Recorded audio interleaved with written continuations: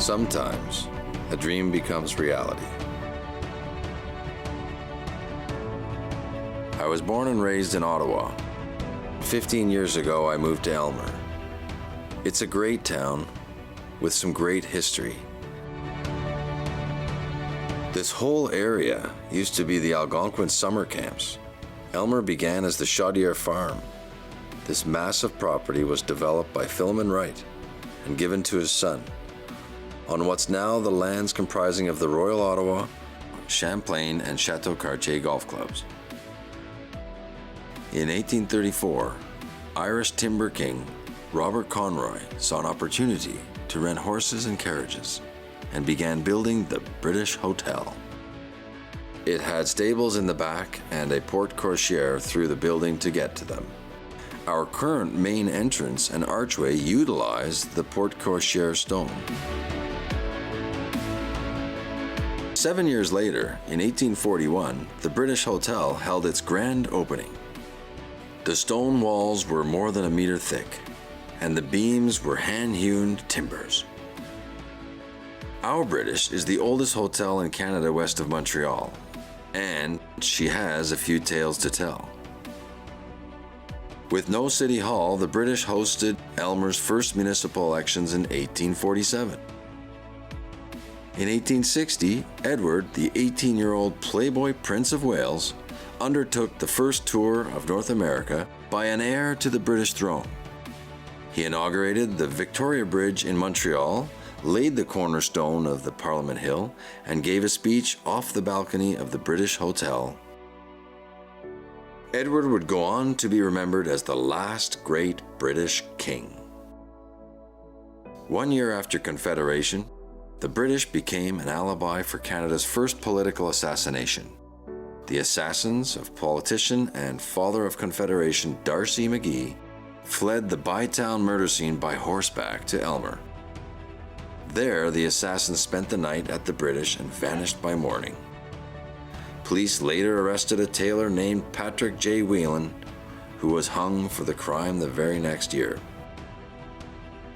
The British stayed in Conroy family hands until 1902, hosting prime ministers, governor-generals, and many other prominent Canadians around its cozy fireplaces. Then in 1921, a disastrous Great Fire burned a strip across Aylmer's downtown. So many were left homeless that a tent city sprang up on the fairgrounds to house them. The British opened its doors and began a school on weekdays and courthouse on Saturdays and a church on Sundays. But during the next few decades, the British popularity waned. In 1954, Joseph Tureski bought the hotel and changed directions. He undertook extensive renovations, including the addition of the large space that is now the Public House. In the 1950s, it was swing music and waiters wearing bow ties. During the 60s, the British went country. Joe's daughter, Bernice, spent a great deal of her life around the British. In 1968, Bernice started working there and quickly shook things up. Good evening, ladies and gentlemen, and welcome to the British Hotel. I'm Linton your host and MC for this evening, and welcome to Showtime at the British. So ladies and gentlemen, without further ado, let's give it up for, and I better be careful here, Funk Yourself.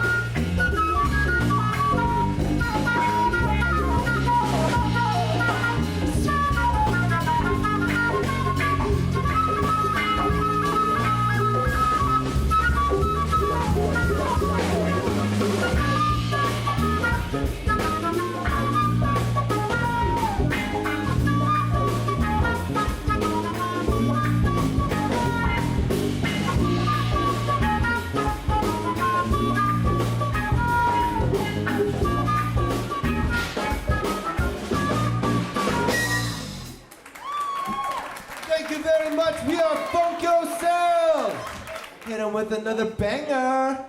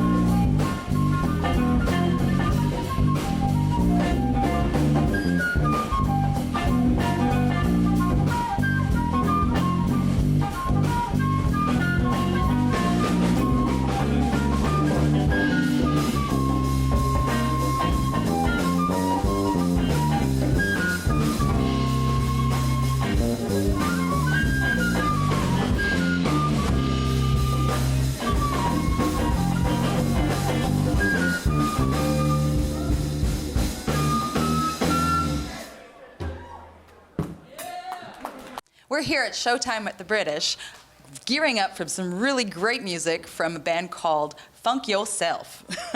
This is Tarek and Matt and Jean-Emile.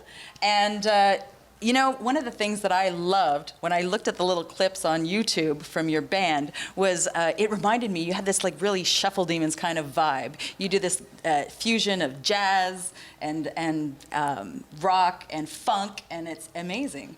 Tell us about that mix and how you put it all together. Oh, thanks. I love the Shuffle Demons. And yeah, we like to combine different elements from jazz and funk, and we put them together in a highly improvisational context, and it's just high energy and it's lots of fun. That's great. Tell us about that music and how you see it coming together and what inspires it. What inspires it, I would say, is the live stage. Like just the fact that, like Tarek said, it's a improv-based band, and so it all happens on the stage. And when the crowd is there, when the crowd is jumping, we keep on pushing some more. And that's actually the best moment for us to write some new material, is right up there on stage. Well, you're very improvisational on stage, right? Yeah. You have set songs, and you're releasing an EP soon. Mm-hmm. I understand. Is that That's right, Tariq? Yeah. Well, there's no release date yet, but we recorded this about a year ago, and we've just been kind of sitting on it for a little while, waiting for the right time. And we're a pretty new band. It's pretty much our 2-year anniversary today. Cool. And yeah, we started in September of 2017. So tell us about some of your favorite songs. What's the favorite song that you like to play? That I like to play. I don't know. Favorite song that I like to listen to, probably, let's say, "Give It to Me" by Rick James. Every time I'm working, every time I hear it go on in the kitchen, it's nice. It's great. But as far as favorite song I like to play, I don't know. I'm kind of at a loss. I was playing Blackbird earlier. Cool. That's a nice one. So some of your band influences, like traditional bands that you've listened to and you sort of mix into your music. Let's talk about that. Well, we're definitely influenced by, like, 60s jazz, Miles Davis, like 50s jazz even, like 70s rock and funk, Herbie Hancock, George Coleman, and then like, Grateful Dead, King Gizzard, the Lizard Wizard, like Soul Jazz Orchestra is a local band. We're definitely influenced by Soul Jazz Orchestra. They're releasing an LP, I think next month or in 2 months or something. And yeah, so we just draw from as much as we can, really. What juices you on stage? Like what gives you that? The crowd. That vibe. It's the crowd, man. Like when we played at Irene's, probably in May, I think, and we were sold out to like over 120 people in the audience. Wow. So that was an incredible time. Probably one of our best shows. Probably our best show. Cool. Yeah. Let's talk about some of the other shows that you've had in the past. What's your favorite venue? Like, have you done some big shows in the past? Big shows, yeah. We have like we play many different types of shows actually.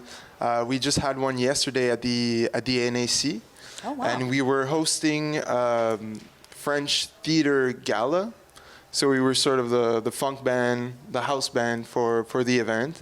So those are really nice gigs, You get to play your music, you get to play along and sort of incorporate the music and the improv, with the presentations of the prizes and everything. So well, you know what? We're looking forward to jumping and jiving and jazzing with you right here on Showtime at the British.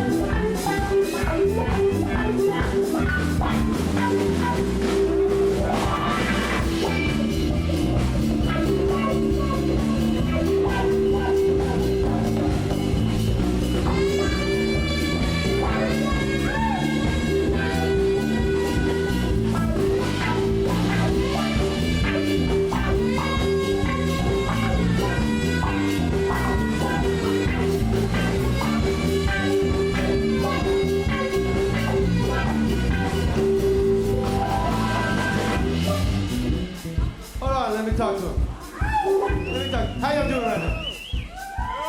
How you doing right now? Let me hear you. Let me hear you. Come on, everybody up to the dance floor. Everybody come on up. We're gonna play a game. We're gonna play a game. Come on, everybody. You're in the back room, back there. You're in the corner. In the other room. Back room. Behind the bar. In the bar. Under the bar. Come on. Come on. We're gonna play another note till everybody's standing up. Let's see it. Come on. Yeah, there's a big party over there. Come on. Not gonna play it up.